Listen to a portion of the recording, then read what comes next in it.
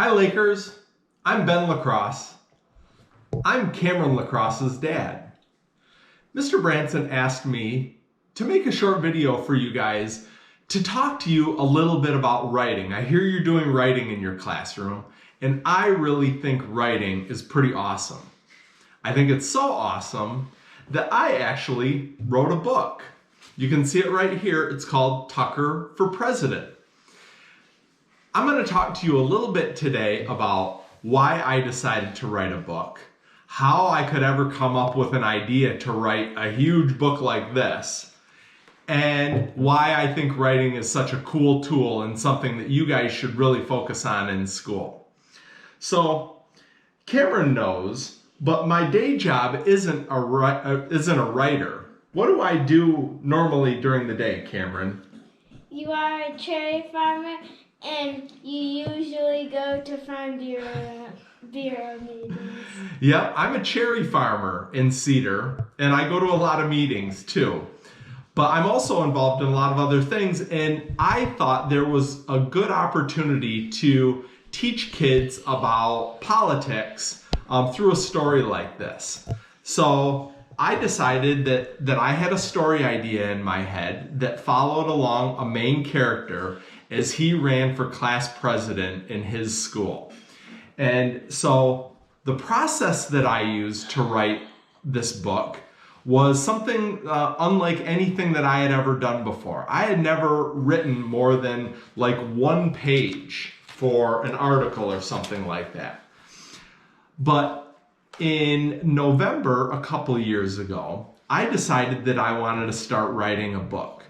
And so every morning at 4 o'clock in the morning, before Cameron ever woke up, before any of our other family woke up, I would wake up, make myself a hot, fresh cup of coffee, and sit down right in this spot, right with this computer, for about 2 hours before everyone got up, and I would write my story. How do you write? How did I write? That's a good question. You type. Well, I typed, yep. I would open up my laptop like this, and I would open up a Google Doc, and I would type away. And some days, I really had an idea of what I wanted to write for the next chapter, but other days, I just didn't really know what I wanted to do. So sometimes I would have to go through writing exercises to find out what the next part of the story was going to be. But it was a really fun activity. After about a month of writing every morning for about 2 hours every morning, I finished my first draft of my book, Tucker for President. Cameron, how many drafts, how many times do you think I wrote this book and edited it until it was all done? 5 times. 5 times, that's a pretty good guess. So I wrote the first draft. Mrs. Lacrosse, who you may know, she teaches Spanish and world language in the elementary. She helped me edit the next draft. My sister is an English teacher, and she helped me edit the next draft. And by editing, we're looking for misspelled words or a storyline that doesn't make sense or grammar errors. And then after those 3 edits, I sent it off to a professional editor who found everything that I had done wrong, all the punctuation mistakes that I had made, and really made it very professional. But even after that, I bet you I reread and read this book looking for errors probably 20 times before I sent it off to the printer. So it's a long process to write a book. It really took me over a year and a half from when I began writing this book until when I got the first copy of it to have it all done. So how did I write? You learned how I write, but when you're writing a story or when you're coming up with any idea, you know what they call your mind's eye, the vision that you have inside of your mind. Well, I'll give you a little hint, Lakers. When I was writing this book, when I was envisioning Tucker in school, I envisioned him at Glen Lake School because that's where I went to school. So when I thought about the cafeteria, I thought about your cafeteria. When I wrote about the gymnasium, I thought about the main gym, the big gym at your school. So that was really fun for me. So one thing that I've heard that you guys are doing is fictional narratives in your class. You guys are starting to write things that are longer stories. Sometimes it's hard to write a longer story, isn't it, Cameron? Yeah.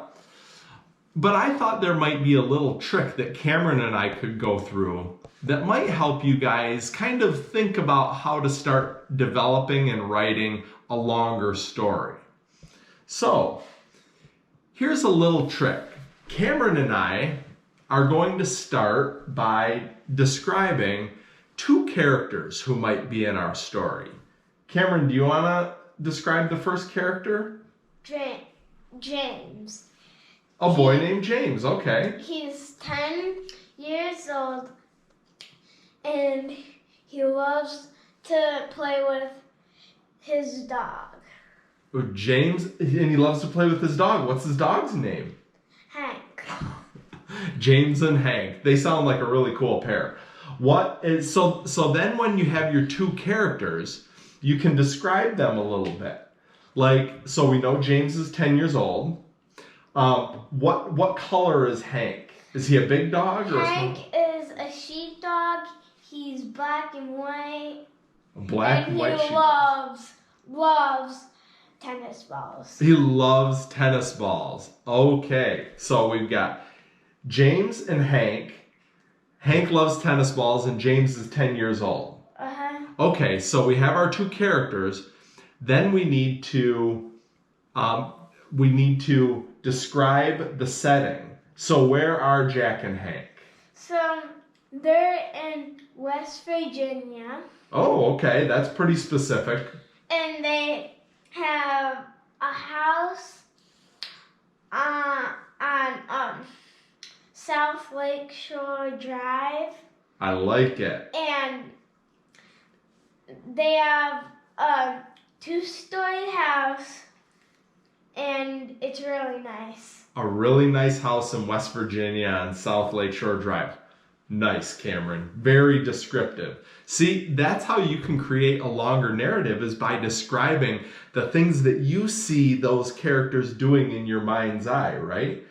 So then the other thing, the last thing that creates a really good story is you have to imagine or come up with a problem that your 2 characters get into. So a story is all about a problem and helping the characters find a solution for it. Like a plot. Like a plot, absolutely. So what would maybe a problem be that James and Hank get into? So they have a neighbor. This is an old, mean man that has a house. It's dark. The windows are cracked. The curtains are ripped. And he has a guard dog, a canine. Ooh. And they have a fence, a barbed wired fence. And so Hank got his ball over the fence, and they didn't know what to do because there was a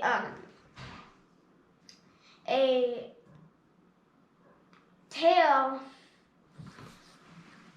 about this boy. He threw his frisbee over there, and he went to go get it, but the old guard dog got him, and then the old guard dog brought him to the man, and then they never saw the boy again. So that was a rumor that all the neighborhood boys talked about this old man's house? Mm-hmm. Like a boy went missing when he went looking for his frisbee at the old man's house? Mm-hmm. Man, that's creepy. So our problem is James and Hank lost Hank's favorite tennis ball over in this old man's yard. And now we have to figure out how to get it back. Because Hank will never be the same without his favorite tennis ball, right? Mm-hmm. So, Lakers, the next part of the story could be up to you. You could take the situation that James and Hank are in and figure out how they go about getting that tennis ball back. You know, they could develop a spy technique with a drone and a GoPro that would buzz over this old man's house to find out where the tennis ball was. They could maybe dig a little hole underneath the fence. No. I don't know. There could be a whole bunch of stuff. They know because it's barbed wired. Oh, they do? Yeah. Okay. Well, there's a couple different options. And that's the cool thing about writing a story, is that sometimes you may think you know what the ending is, but as you write it and as your characters take you into new places in the story, you might really learn something and really enjoy. Let the characters in your story take you to where they want to go. They will tell you what they need to do. So I would encourage you, and Mr. Branson can take it from here with the next lesson, but play around with story development. Create 2 new characters. They might be someone that you've seen or that you know about or that you imagine in your imagination. Put them in a situation, describe that situation, give them a problem, and then let them go solve that problem. Lakers, you're going to be awesome writers. I just know it. Have a great day. Sign out on Keaton's channel.